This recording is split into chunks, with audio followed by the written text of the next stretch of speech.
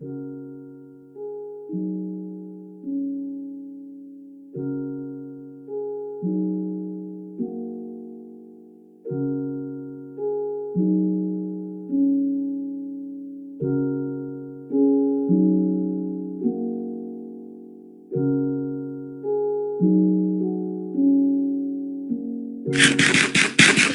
guys, welcome to this week's episode of Munching with Moon, where we're going to take a look at Minecraft food, more specifically, bread, cookies, and cake. First things first, let's add some authentic arm tattoos that I'm almost positive is some kind of spell that makes people better at cooking. Alright, now I'm ready to go. The first thing on the list today is Minecraft bread, which is made by combining 3 bushels of wheat. I don't actually have any raw wheat, so I'm just going to assume Steve grinds it into a flour before baking. Now, let's be honest. If we only use flour, we would end up with, well, flour. So I'm going to assume water was just so basic that they didn't even add it to the recipe. So into a bowl, we're going to combine 300 grams of flour and 225 grams of water. And that's it. Add your dough hook to your stand mixer, and to give this thing its best chance, I'm going to knead it for about 10 minutes. Once it's done, remove the dough and make sure you flour your work surface and hands before you get this sticky dough everywhere. Work the dough with your hands, pulling it taut on one side and into itself on the other to create a smooth surface. You can also roll your dough towards you using the surface of your counter to pull it into a tight ball. There will be no rising since there's no yeast in this dough, so we're just going to roll it out into a sort of triangle thing. Have the point facing you, and then roll that up into a nice loaf shape, tucking the edges at the end. Line a baking sheet with parchment paper and place the loaf on top.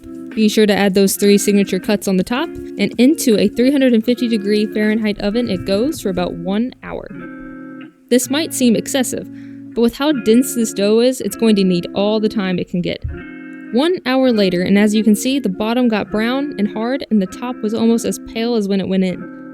This dough has no salt, no sugar, no yeast, so this is a dense boy. Let's try to cut into it to get a look at the cross section there. Just as I thought, this bread is, unedible. I still gave it a try, of course, just to be sure, and decided it needed to be thrown away immediately. Now, we're going to try to make this thing at least edible while still using Minecraft ingredients, but this time, we're going to make our own yeast, which will help the dough rise. To do this, we'll still just need flour and water. You're going to add equal parts of each into a jar. Make sure the water is room temperature so that the yeast has a better chance of growing. Give it a stir and then let it sit for about a week. Yes, you heard me right, a week. Now I started mine about 3 days ago. It's not as mature as I want it, but Steve has went 3 days now without food. I think we'll have to risk it. This time, we're going to add 300 grams of bread flour to a bowl, along with 225 grams of water and 48 grams of our yeast starter. Attach your dough hook to your stand mixer, and just like before, bring all the ingredients together and let knead for about 15 minutes. When it's done, flour your work surface and start shaping your dough into a taut ball as before. This stuff is really sticky, so use as much flour as you need during this process. Place your smooth ball into a greased bowl. Cover and let rise for about an hour and a half. While you wait, you can chug that coffee you forgot about just before you started filming, and what the heck, add some more tattoos. Maybe it will make the bread taste better. After your dough has about doubled in size and all your daylight is gone, remove the bowl and roll out into a triangle shape like before. I didn't actually get this on film because my camera ran out of memory and stopped recording, but after I rolled it into a loaf, I placed it into this loaf basket thingy and let it proof for another hour. After it doubled in size again, I flipped it into a parchment-lined baking sheet and gave it a score. Into a 355-degree oven, it goes for about 45 minutes. 45 minutes later, and you still have a pretty bad-looking loaf. This one got some more color, probably because of the sugar the yeast makes while proofing, but it's still very dense. Let's slice into it and get a good look at that cross-section. Still not completely baked, but we're gonna give it a try, and yeah, it's okay. I could eat it if I was starving. Maybe. Alright, so bread's not looking too good as a first option for food. So what about cookies? The game calls for 2 wheat and 1 cocoa bean, or pile of beans. Not really sure what that is there. So this time, we're going to bring back the big jar of flour and some cocoa powder. Following the recipe ratios, into a bowl, add 200 grams of flour and 100 grams of cocoa powder. Give that a whisking and then add about 200 grams of water. You'll end up with a thick chocolate dough that honestly looks more like Play-Doh. It probably shouldn't look like that, oh well. Line a pan with parchment paper and roll the Play-Doh, the cookie dough, into balls, then squish into cookie shape. Believe me, these things will not be spreading in the oven. Into a 375 degree Fahrenheit oven they go for about 25 minutes, or until they look no different at all. These look so yummy. Let's break one apart and see that cross section. They do seem to be more solid than before they went into the oven, but very chalky. Now let's give it a try, and yep, those are worse than the bread. That was horrible. Off to the lava hole you go. Okay, now to the big boy, Minecraft cake. If you played the game, you know that to craft a cake, you need 3 bushels of wheat, 1 egg, 3 buckets of milk, and 2 piles of sugar. And into a bowl goes 300 grams of flour, 200 grams of sugar, 1 egg, and 300 grams of milk. And I am surprised to say this batter does kind of look like cake batter. I did not expect that. Let's see how it cooks. Grease a square pan to get that Minecraft square look. Pour all your batter in, and into a 350 degree Fahrenheit oven it goes for 35 minutes.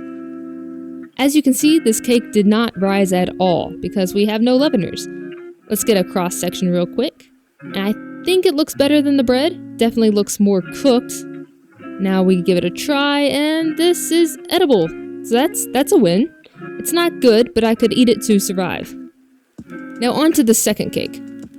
This time I thought I would do something like an angel food cake. This cake mostly has no leaveners and mainly uses whipped egg whites to give it some air and height.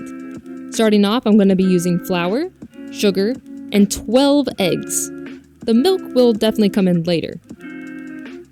Into a bowl goes 133 grams of flour, 330 grams of sugar.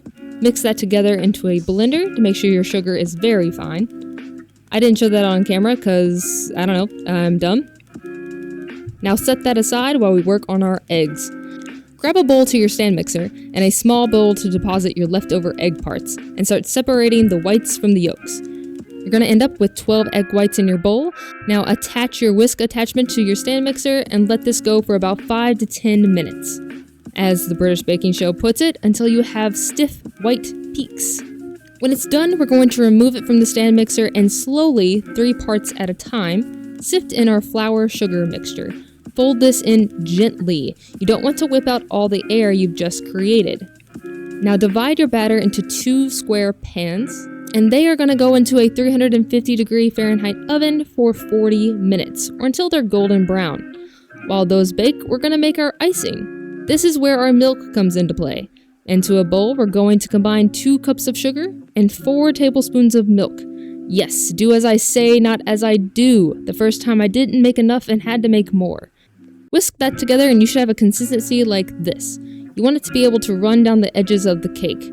After your cakes have completely cooled, pop them out of their pans and place on your plate of choice. In all honesty, I should have just poured the whole mixture in one pan, then I would have had a smooth seam, but I was worried it would make the batter collapse. Pour the icing you just made over your cake, making sure to get those drippy edges. And now I'm going to forage through the spruce forest and find some snowberries and place those on top for decoration. Now let's slice into this thing. It's definitely more airy and cake-like than the one before. It has a decent texture, but it tastes like, well, a lot of eggs. But hey, if this is what Steve is eating, it's got protein from the eggs, fiber from the wheat, and a good sugary kick from the berries. It's definitely going to be saturating. And it's the best tasting thing I've made this whole time. Mainly the berries with the icing. Well, there you go. Minecraft's original foods made from Minecraft ingredients. I think what we've learned here today is that if Steve is following these recipes, he is most likely dead. Thank you.